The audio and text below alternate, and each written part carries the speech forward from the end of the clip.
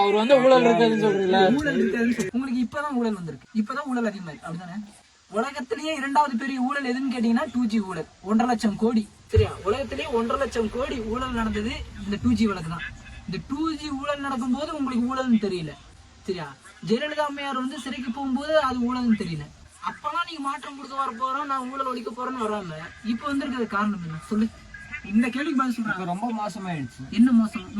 ஆமா, ரொம்ப மோசமாயிடுச்சு. இவரே வந்துட்டு இவருக்கு காருக்கு வந்து டாக்ஸ் கட்ட முடியாம ஊழல் பண்ணிட்டு இருக்காரு. ஏன்னா ரொம்ப அவரே ஊழல் பண்ற லெவலுக்கு மோசமாயிடுச்சு. கண்டிக்கிறாரு, வன்மையா கண்டிக்கிறாரு.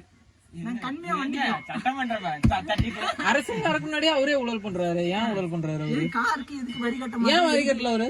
வரி கட்டுறதுக்கு இது பண்ணாப்ல. ஏன் அக்யூஸ்ட் அப்படின்னு சொன்னது யாருன்னா உயர் நீதிமன்றம். இல்ல இல்ல ஒரே நிமிஷம். அதனால உயர் நீதிமன்றம்